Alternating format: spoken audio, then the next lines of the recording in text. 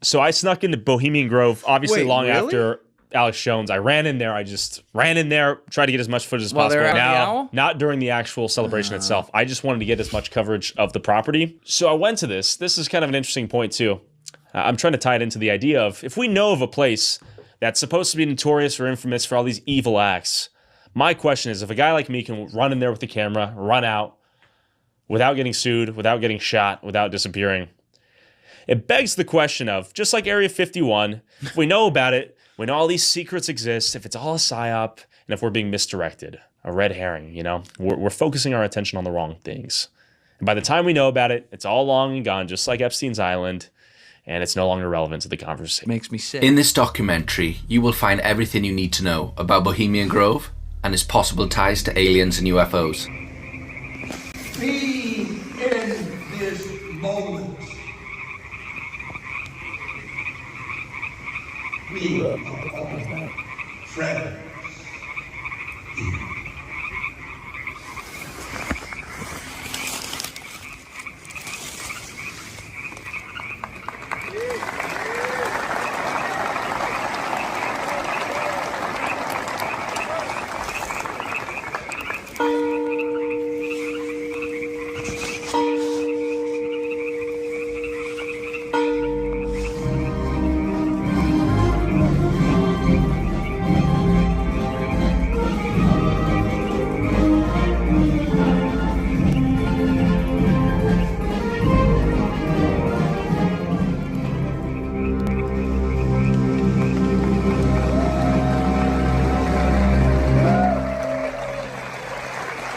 All right, very bohemian, looking presence here. The owl is in his leafy temple. Let all within the grove be reverenced before him. Lift up your heads, O ye trees, and be ye lift up, ye ever-living spires.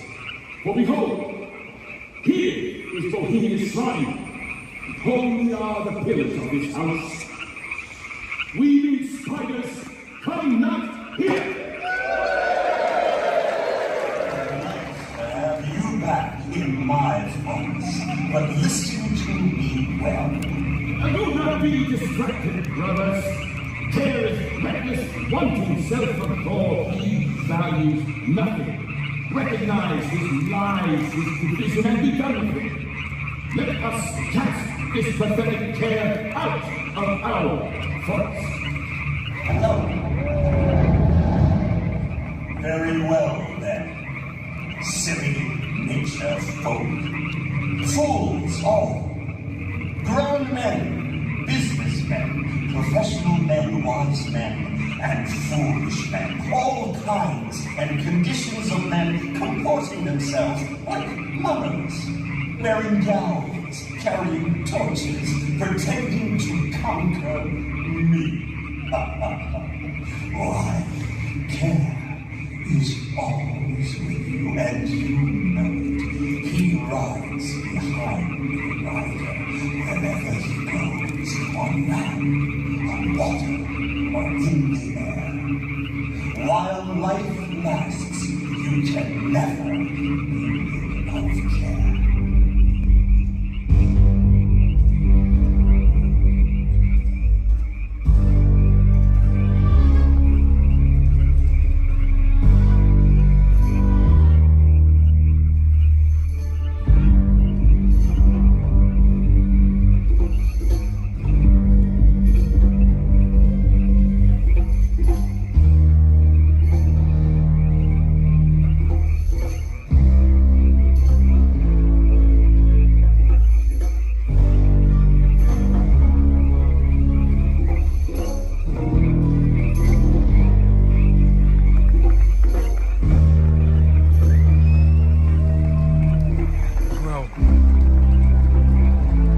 Is one of my buddies in there? No way, they're sacrificing. They might be sacrificing one of the people they caught sneaking into the grove.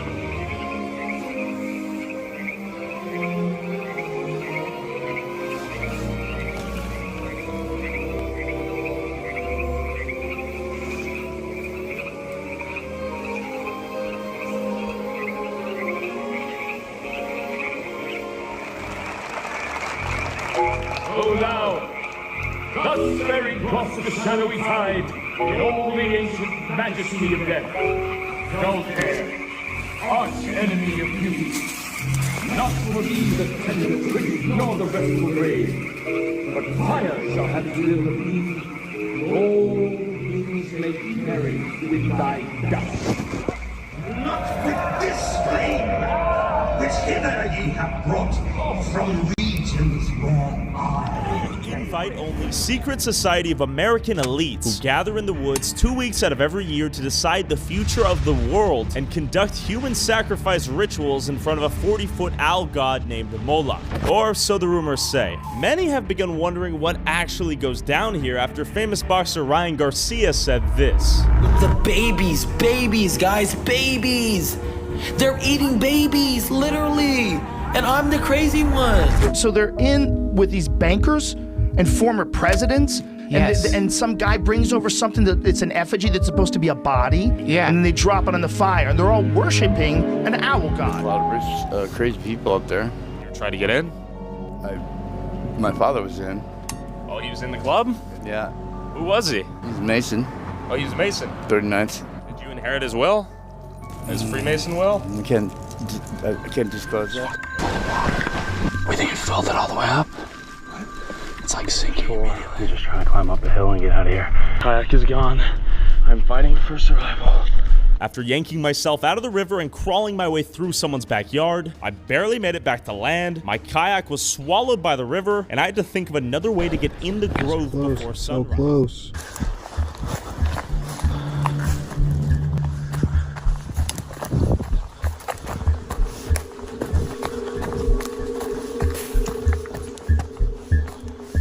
All right, we made it in.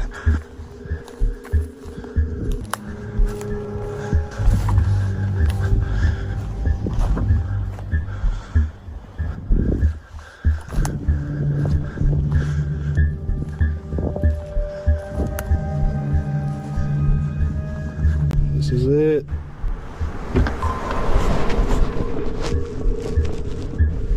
Truck just drove by. As I planked on the ground waiting for it to drive past me, he whips the car to the left, shining the light straight onto me, and I run. We gotta go. Curious on me. You just come on a little bit further, buddy. Get out of there. I wanna cut left.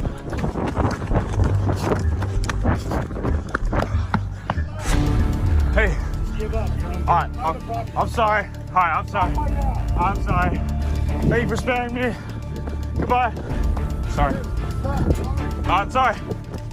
We would do this ritual at Bohemian Grove, and I'm like, I don't believe that. And so people, listeners sent me old magazine articles and stuff where CBS reporter arrested and all that. And so that's a whole nother interesting story. John Ronston, right? Yes. He went with you. Yes. As I was talking to him probably 2004 or 5 about a book that he had written. Them. Yeah. And he said, I don't know what your relationship is with him, but he said, there's a lot of stuff I don't agree with Alex Jones, but I went with him. He said, I saw it. Yeah. And he said, I thought Alex was crazy. He said, but I saw it. What did you see? And how did you get in? Okay, it's a 2,700-acre redwood grove in the most beautiful place in America, Sonoma County. It's about 15 miles west of Santa Rosa, and it's on the Russian River, and it's a huge uncut redwood grove, just as big as the ones you see in the national parks. Wow. So it's a gorge with redwood trees at one entrance, and the other exit isn't an entrance or exit. It's just a cliffside over the Russian River. And they've got over 100 camps in it. Some are big and nice, depending on how elite you are. They have like the chalet where world leaders and royalty go up on the hill. But they're all basically log cabins and open bars. And really, it's a big Christian, and definitely it's occultic, and there's vibes of that everywhere. But really, Mark Twain founded it in the 1880s, 1870s. And then President Taft started going there by railroad, and then the Republican establishment took it over. And so there was kind of a Germanic, Druidic spinoff of Skull and Bones that kind of took it over through the Republicans and Skull and Bones members. And so it kind of has that seal on it of the Skull and Bones Germanic mystery school, hyper Masonic, super secret, inner Masonic stuff. Ronson thought it was a joke, but he had an insider that was a member. And so Ronson snuck in. After he saw me get in, he went in with the member that had all the code words and all the stuff as a guest, but not as an official guest. And then Ronson had me sign a contract, but later he talked about it, so I can. He said, we, for liability, can't shoot the footage, and we've seen you shoot some hidden footage. A little DV can and a fanny pack.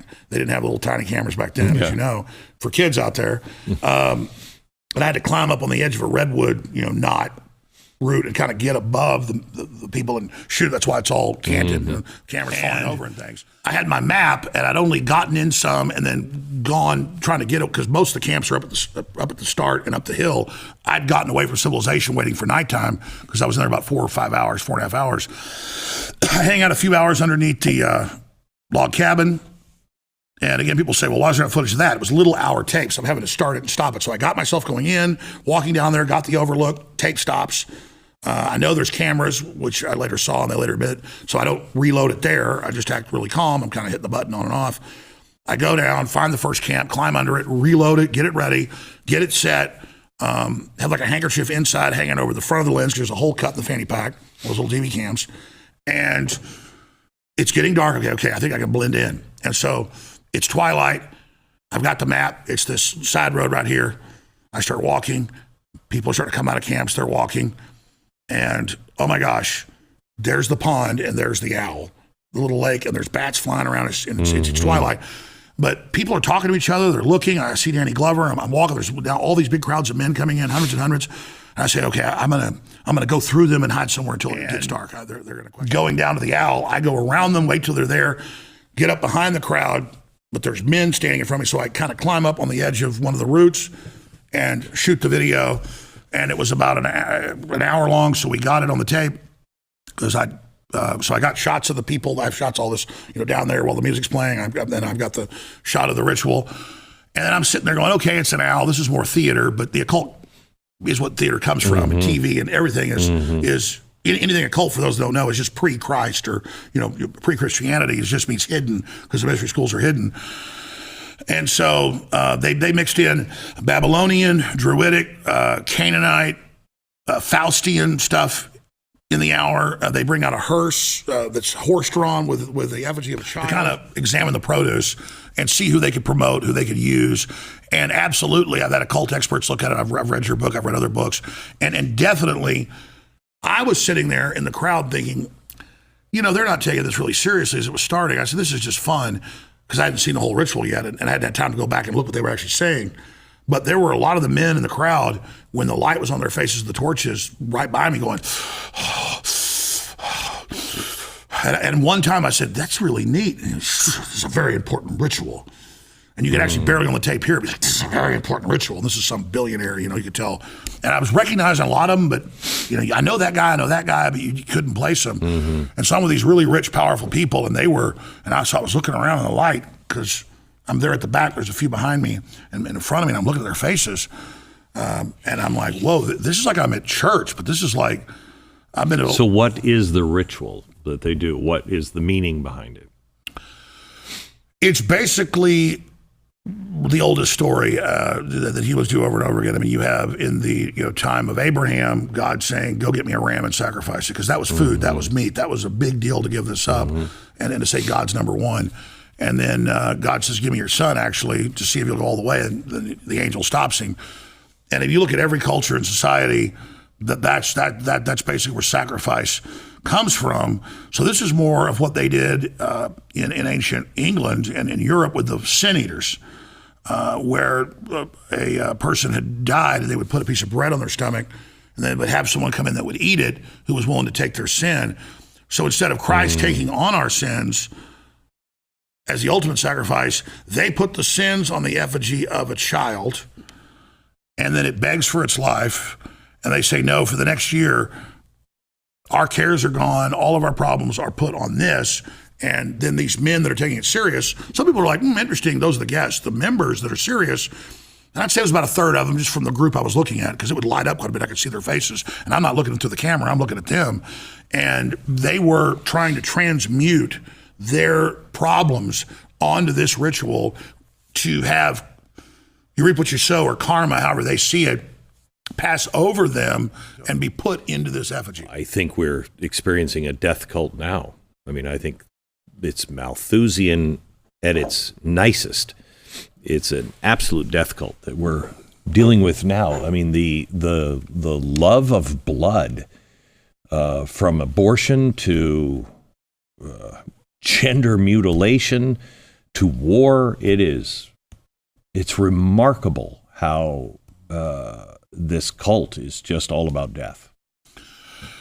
They believe, from their own writings and statements, people that I know are into this occult organization, but in their public statements, that they are the alpha apex predator. And that just like if you're in a city that borders woods and you don't have any coyotes or wolves or mountain lions anymore, the deer overpopulated, they fall apart. They see it as they're the wolves doing us a favor, culling the sheep. And that it's their job through social Darwinism that, as you said, comes out of Malthus. And Malthus just said, starve the poor, give them diseases, crowd them all together, societal collapse within 100 years. He was wrong. You're right. He was nice compared to them who directly dumbed him down in poison. Right? Yeah, well, it looks like a kid. No, later, others infiltrated later that worked there and got us photos of it. It's an image of a kid. It's a little kid. Because Moloch in biblical is who they sacrifice to Canaanite. It's a bull, but they do it as an owl. But they do it as an owl, yeah. But that's from the Bible, is you would sacrifice a child to Moloch. Give not your children to the fires of Moloch. Right. And so I've given it to experts in religious history. It's not even, from Christian perspective. Yeah. It's a Faustian deal mixed with Babylonian and religious stuff from Tyre. Yeah. It's quirky. Look at that. Look at that owl god and look at the fire underneath the owl god. And there's Ronald Reagan. I mean, if you saw that, if you were in the woods and you just saw that, you would be terrified. And Richard Nixon said, yes, play Richard it. Nixon on the 100% play it. I want to hear this. It's the Nixon tapes, yeah. Let me hear this. Let's look at Northern California. You understand? Northern California. You know what's happening in San Francisco, just gone. It's clear over. I know that, but it isn't just down in the ratty part of town. But the upper class in San Francisco is that way. The Bohemian Grove that I attend on time to time, the Easterners and the others that come there, but it is the whole fair that never imagined the San Francisco crowd that goes in. The San Francisco crowd goes in there. And the Finders Club, cult, which was huge. Yeah. Which where the CIA was caught trafficking. The Finders is a cult that was caught trafficking children, and the CIA squashed the Florida. And then Gunderson got it raided in D.C. and found a whole CIA facility with the snuff films, everything. Telex machine. And so he told me about all this, and I thought he was crazy. Yeah. Even though he was Ted Gunderson. You told us about it, and we actually pulled up one of those stories. And I was correct. Yes, you're correct. Yes. Yeah. Thank you. So Ted Gunderson is the reason I know about this, and he said that they get people interested with that ritual. There's like 2,000 members. They bring about 1,000 guests. Not everybody can even bring a guest. Only like the head of each camp can bring a guest. Most of them are nice. Clint Eastwood goes there. Danny Glover goes there. But it's an all-male deal. Who's the other one? Danny Glover. Oh, Danny Glover? I'm just mentioning who's Lethal Weapon. Here's what happened. About 1900, Skull and Bones, that was at Yale in New Haven, Connecticut, that was a German death cult. It took over Bohemian Grove, and that's when they set up that as the central deal. So it's this big, inviting, fun party. What happens at Skull and Bones? Because that's one of the other rumors about Skull and Bones. They compromise you. I know. They compromise you so that you're always a part of this organization. Well, before he died, I did multiple interviews with Anthony Sutton, the top congressional advisor to Senator Frank Church. And we only know about Sutton because Charlotte Iserby, whose father was high-level Skull and Bones, gave him all of their internal manuals. And she's been a frequent guest. She's retired now. America's Secret Establishment, an introduction to the Order of Skull and Bones. Yes. Okay. And so this is a Russell Trust true Illuminati. Illuminati set up 1776 to counter our revolution by Adam Weishaupt. It funds the Jacobins. It funds the French Revolution. It's the opposite of a true egalitarian, open liberal revolution. It's the leftist. Always say they're the liberal. Liberal and leftist are two different deals. Leftist is left-hand path Satanism. Liberalism is egalitarian, open society, true liberalism. And so the left-hand path set this up, and then they sent all this opium money they had over in 1831 to Yale to set up a German secret society of the Illuminati, which then has become one of the dominant secret societies. And in there, they do actual satanic rituals. They get in coffins. They do simulated human sac ritual. They bathe in huge facilities of feces. This was made by Robert De Niro. Made a movie. Skull and Bones they're doing that stuff now. Absolutely, I know somebody broke into it, but wow. Who's the? How can this be proven? Well, Matt Damon made a movie called The Good Shepherd, I think. Yes. And in that, it's Robert De Niro directed it. Okay, and that's super accurate. Where it's got the sword and the devil, and they're in these big vats of cow manure. They did leak a Facebook photo album of a bunch of Skull and Bones kids hanging on a Deer Island. It kind of looked like losers. I know they're not. I know they're not, but they kind of look like losers. I mean, it was kind of like embarrassing. A lot of billionaires look like losers. Yeah, they look like emaciated. You were like, these are the Illuminati. It was kind of like. No, I totally agree with you. Yeah. Remember ABC News, because they wanted to get Bush in trouble right before the 2004. Another frat was able to, because they're all doing this crap, shoot video down into it where they're going devil equals death, Satan, and they had girls they finally brought into the membership. It was all boys before, sacrificing. So of course it's idiotic. It's training wheels for what they do. But inside they go grave rob. They've got Geronimo's skull. Yeah, the George H.W. Bush supposedly stole Geronimo's skull. Yeah, you got to do things like I don't know if that, but that's a legend rumor thing. Yeah, it's probably true. It's been broken into. It's all about being improper. And then Right. they all go get caught to compromise each other to be in the club. It's a hazing thing. So that they can trust each other because they're all doing shady shit. Yeah. Yes. Even if it's an artist rendition, why does Jeffrey Epstein have it in his townhouse, a picture of the president in a blue dress? Well, because the president. That's what I mean. Was Yeah. basically, And by the way, it was a power Ghislaine move, Maxwell wasn't it? is now come out in court. It's getting no attention, confirming, okay, Clinton did fly to that island. That broke 4 days ago. It's gotten zero attention. Yeah, no, they're not paying. They're not paying attention. We haven't heard anything other than those court documents that just came out. Listen, I told you, like they were. I'm not going to do it. The Please, point is, please. No, What's the problem? I just can't do it. What's the danger? You said so much. Well, no, I mean, let's just say he took the fall for something that was going on. He didn't get in trouble for it. He got promoted. And he was involved in Iran-Contra. And that's how people get promoted. They fail upward by taking a lot of times the blame for something, or that's like common. Yeah, so I grew up. I grew up not just him, but other family. You know, it was like something special. That, you know, about those Navy SEAL guys. You got a security done a bunch of crazy stuff. That's what our military does. It's not what you hear on the news, right? And it's just completely out of control stuff. Right. And I mean, my uncle told me. He said, yeah, I know. I got out of working for these groups and everything. As you know, an army officer that was sheep dipped. He wasn't wearing an army uniform. The stuff he was doing. Right. We were talking high level. Like we're talking running the real stuff. Like special ops. He was in charge. He had like the command base in Guatemala City. Right. Because he was like a top Morse code guy. Yeah. Of course, they had satellites then, but nobody could read this Morse code coded. So he was sending stuff to the White House Morse code. Like he was like when he was a kid, he was a champion Morse coder. So he wasn't just in command. He was like running all the stuff. And he just said, I had to do it because he said it was kids being smuggled out of orphanages by the CIA. Jesus Christ. He told me that when he was dying of pneumonia. Jeez. This interview can get a bit dark, mate, right? But stay tuned, because there's so much more to come. I want you to see how this all ties in. Put all of our stuff in our room.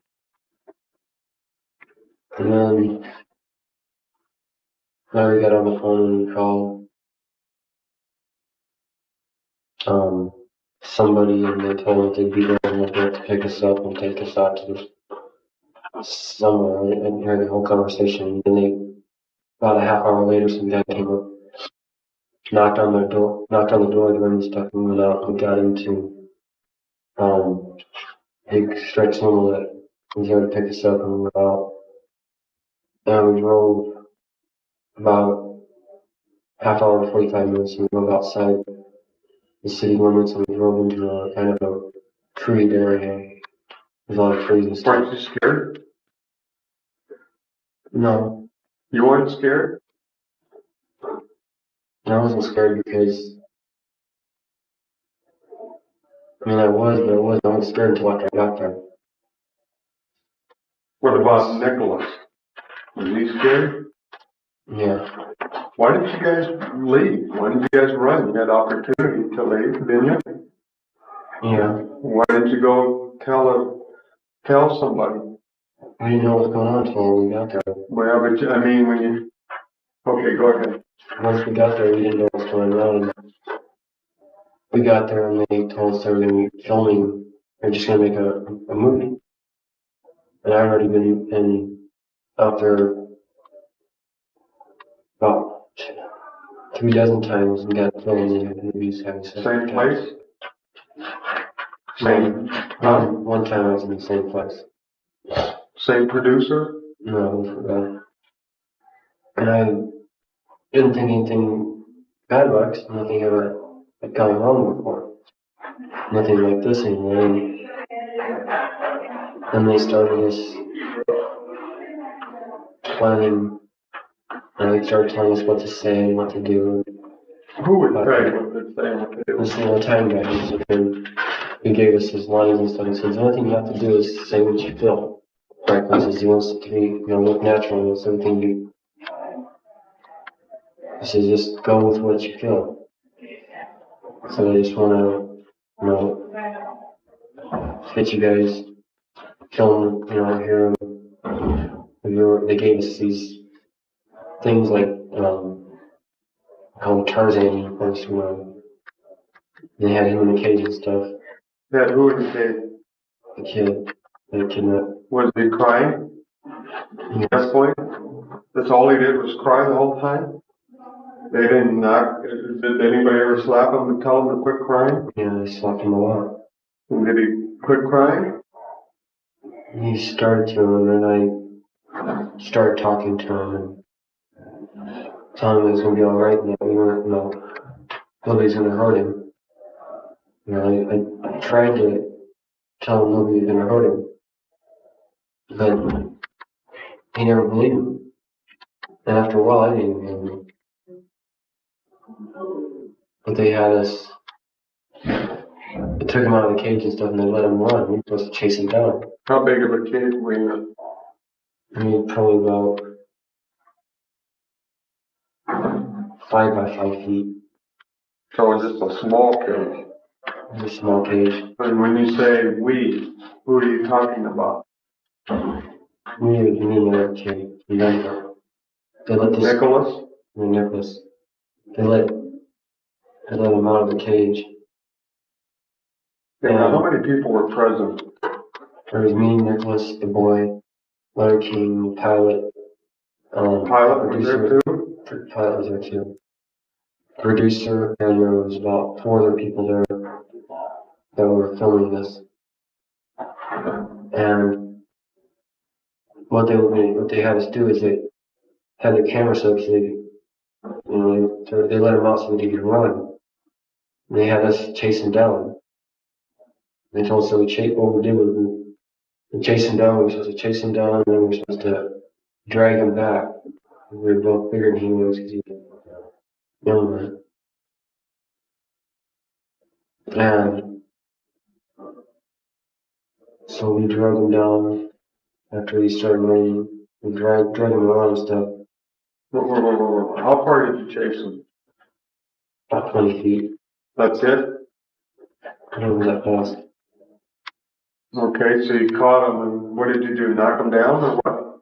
Knocked him down and we drug him back up to where the cage is at and stuff. How did you drag him? I grabbed his legs and then he grabbed his arms and we just sort of kind of carried him back up, kind of dragging him. Was he kicking, screaming? He was kicking and screaming. What was he saying? Saying, please don't hurt me. Did you hear him call? Did you hear him call? What'd you do to him, Paul? They told me to. Huh? I did what they told me to do. Pretty weird. My point is, from my research, and I was critical of David. 12 years ago, I was asked about David Icke, and I said he has a lot of great information. But then, it could discredit all this other real stuff he talks about because he then brings in things like this. But years later, I realized just having an open first off, David, you've been on this all along. And again, now it's coming out everywhere. CPS, DynCorp, Halliburton, mainstream news, kidnapping children worldwide. They don't get in any trouble. Congressional hearings about it. No one gets in trouble. I mean, this is what is going on? Because you called it first, David. What is going on? Hello, Alex. Well, sorry about my voice today. I've been struggling since we last spoke and with my health, but I'm just coming out of it now, so I can talk to you. Thank goodness, just about. I couldn't before this morning, but yes, this is a very important area. You see, when people talk about the fact that you go so far and then you won't go any further, or you go too far, or you go too far, and all the rest of it. My philosophy from day one, 21 years ago, when I consciously started investigating this, was I wanted to know what was going on. I wasn't interested in confirming my belief system or confirming my preconceived idea. I wanted to know what was going on. And to do that, you have to suspend a preconceived idea. Because if you don't, then that will edit and censor your information as you are going along this line. And a lot of people with very fixed religious beliefs will get to a point and they'll say, well, the information is pushing me here, but if I go any further, then my religious belief, in all the detail that I've accepted it, is going to be possibly undermined, possibly going to be challenged. So I ain't going there. And what you need is a completely open mind, not a naive mind, which will say, oh, someone said it, so it must be true.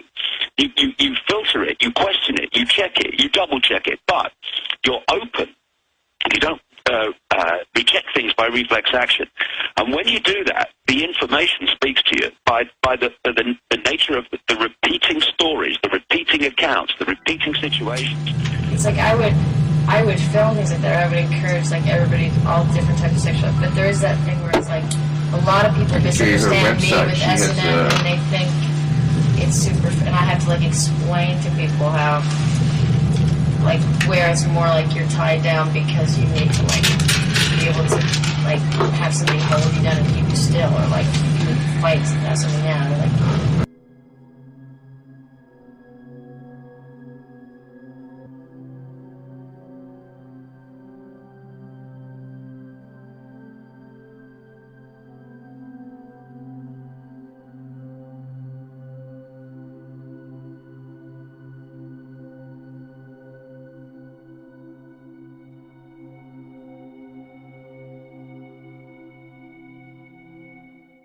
Be able to heal once you're beaten, like, or something. It's like it comes from that real place of like, as opposed to being accessories or something like.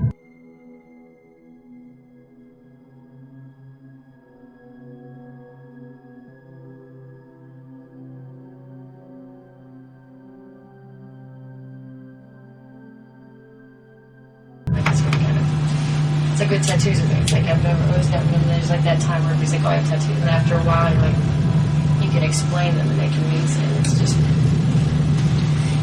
comes from that real place.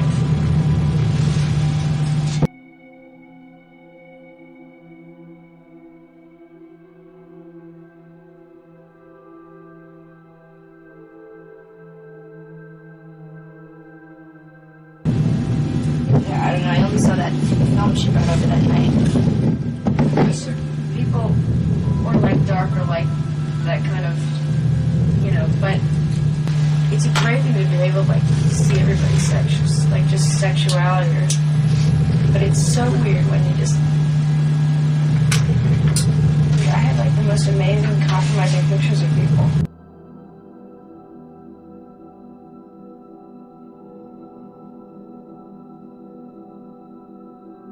A nipple clamp, 3 total revolutions. 1, 2, 3. Ouch!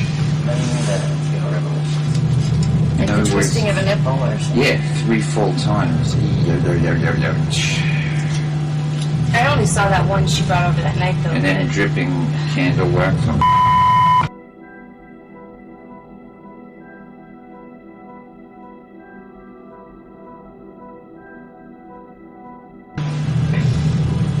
My sick. I had 3 killings. Banking, medicine, religion, business, politics is the reptilian hive mind. This man, Carl Sagan, he wrote a book called The Dragons of Eden, looking at the effect of reptilian genetics on human behavior. From the reptilian brain, we get territoriality, aggression, a desire to control, an obsession with hierarchical structures of power. It's survival of status, of power, of reputation, superiority. And the more that we can be put in fear, the more we operate in the reptilian brain.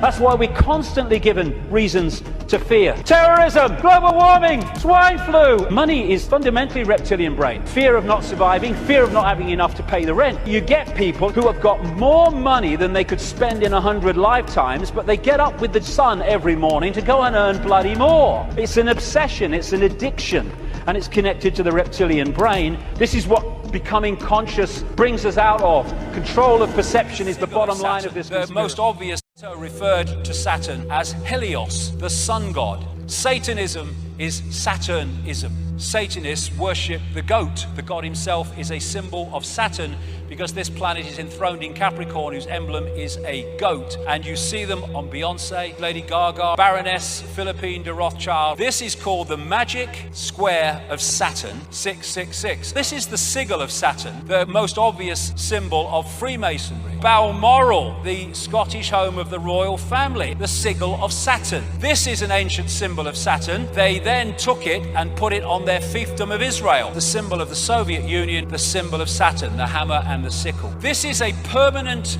hexagon in the North Pole of Saturn. He's also the six-pointed star, and he's also the cube. The Kaaba is a symbol of Saturn. The black cube that Jewish people put on their third eye as part of their ritual is Saturn. So all these symbols are all representations of the frequency of Saturn. That's the matrix that's playing us. Publicly released new images and videos from a private island in the Caribbean once owned by Jeffrey Epstein. The new images show bedrooms, a room featuring what appears to be a dentist chair with masks on the walls, and a blackboard with words written on it, such as power and deception. Multiple videos captured the opulent grounds featuring a swimming pool, palm trees, and a winding path overlooking the ocean. One of the images shows a landline phone with the names Darren, Rich, Mike, Patrick, and Larry written on the speed dial buttons. A Democratic committee aide told CNN the committee redacted names of women from the images and videos out of an abundance of caution. Representative Robert Garcia said in a statement, quote, "These new images are a disturbing look into the world of Jeffrey Epstein and his island. We are releasing these photos and videos to ensure public transparency in our investigation and to help piece together the full picture of Epstein's horrific crime." And he snuck into the Bohemian Grove. And it's really creepy. He went like crazy far with it. He went into some of the buildings and it had this creepy looking weird clown demon goblin. Oh, weird. There's like a iron bowl with 2 owls on each side of it in front of the giant owl statue. Scary. And then the pit where they light the fire and do the connect dots that had never occurred to me, which turned me to like Holy Blood, Holy Grail, and some of these. That you've just hit the nail right on the head of my work and what you need to do to understand what's going on. Connect the dots. See, there are dots like banking, all these different things. 9/11. Which in and of themselves are interesting, and you can see that something's not right.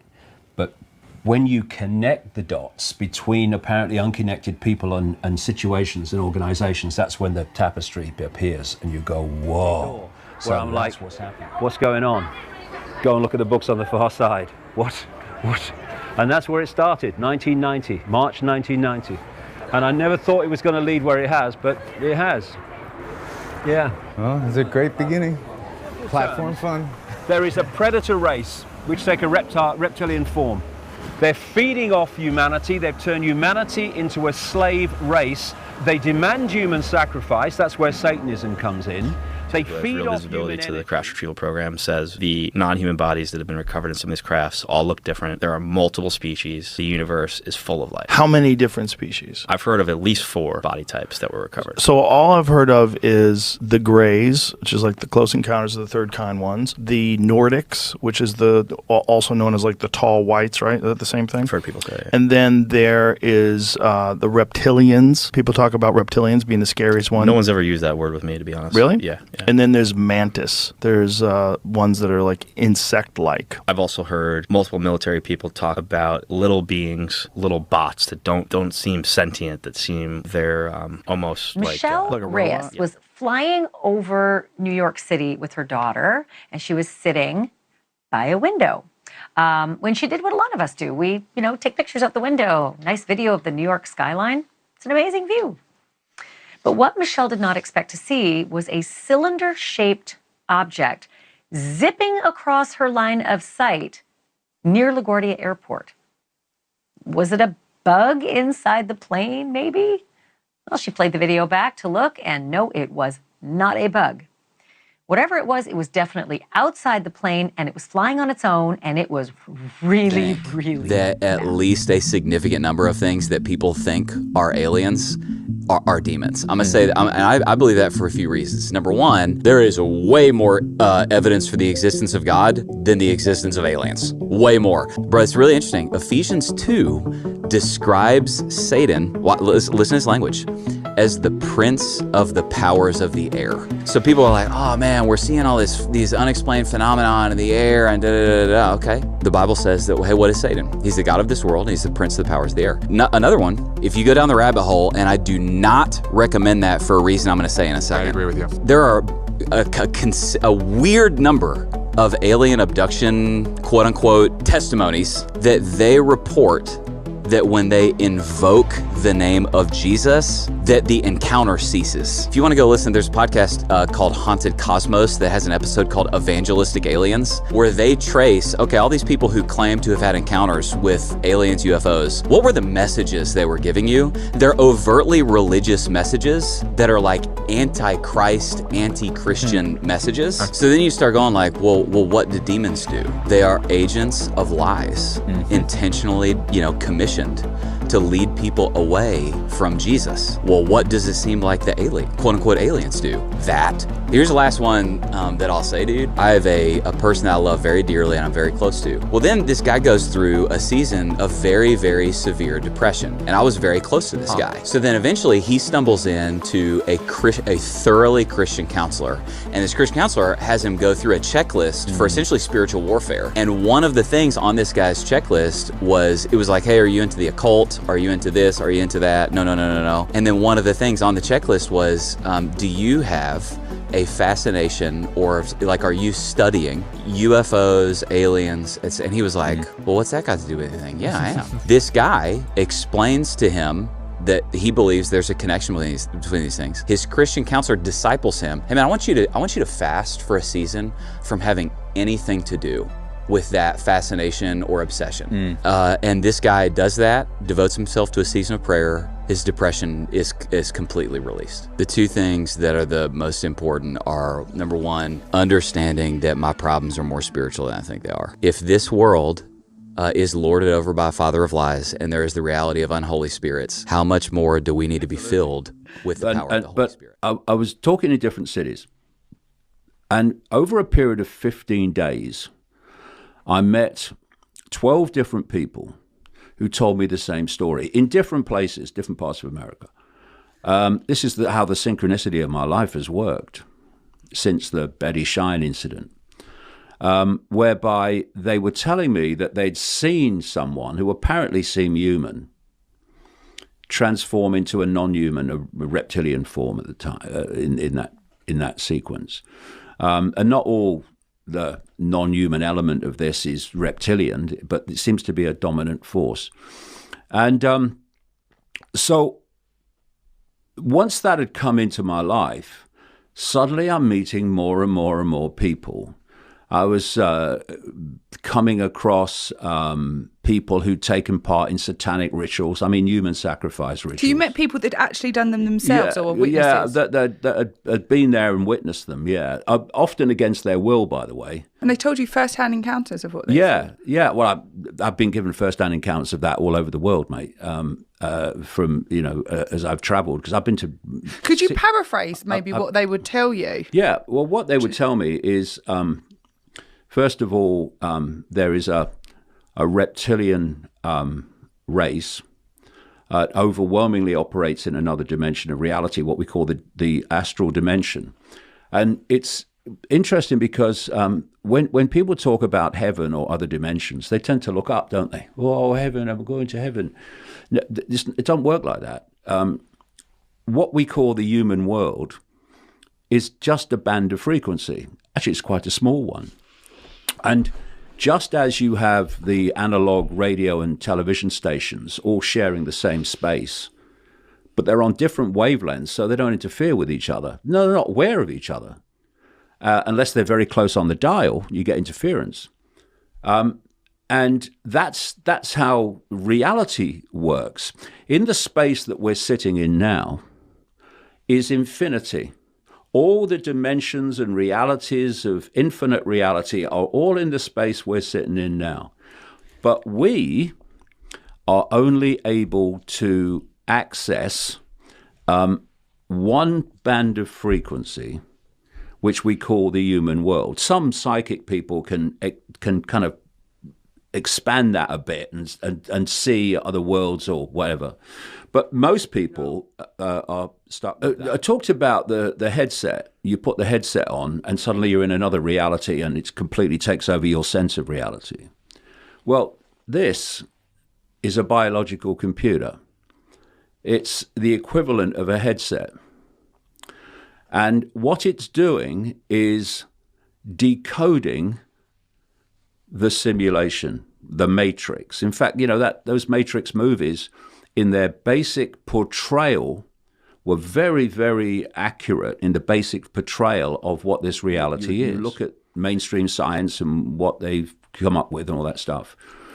And what the five senses do is they take wave information. It's electromagnetic field at our level.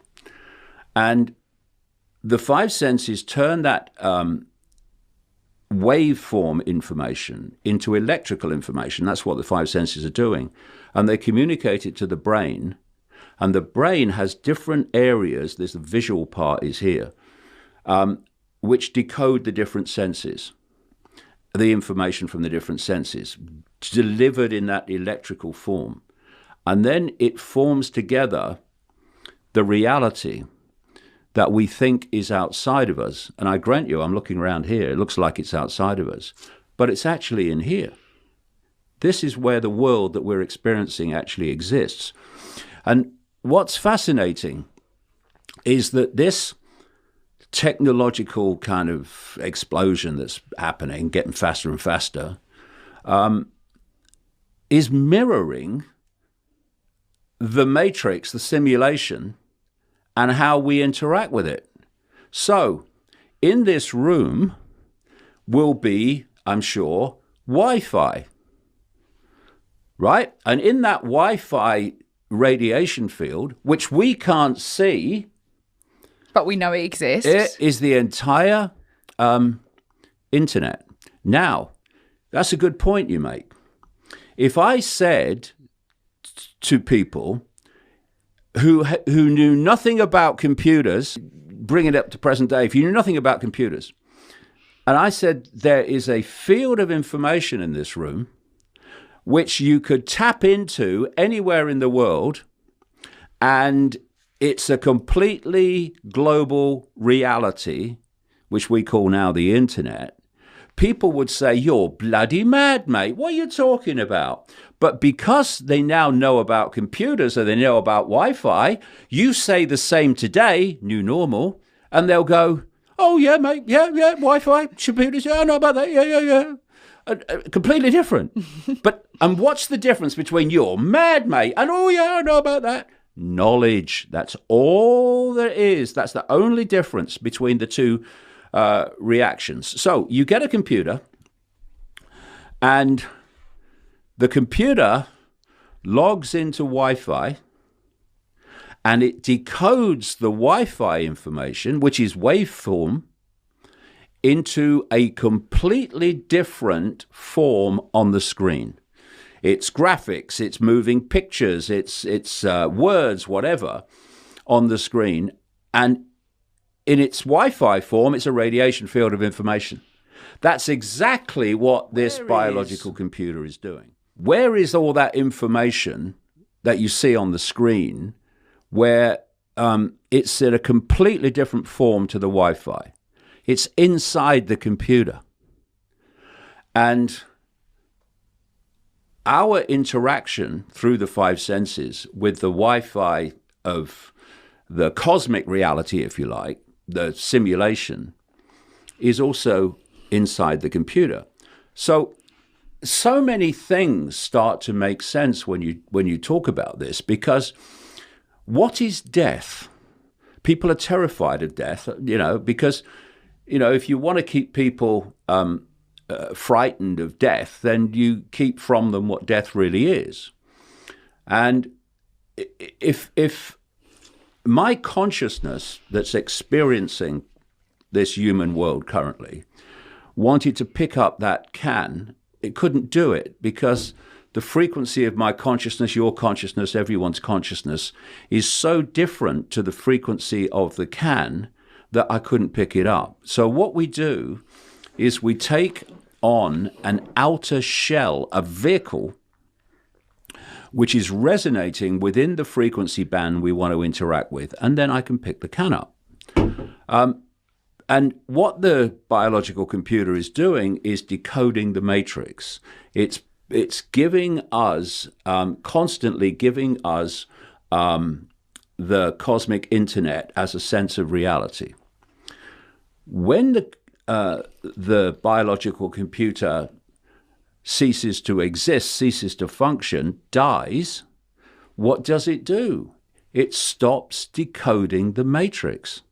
And that's when, and I've listened to and read endless over the years, near-death experiences, accounts, where people, where their body ceases to function, they find themselves in a completely different reality.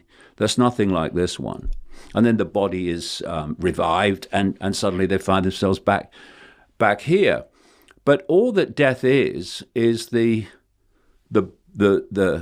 decoder of the matrix, so the human level of it anyway, ceases to function.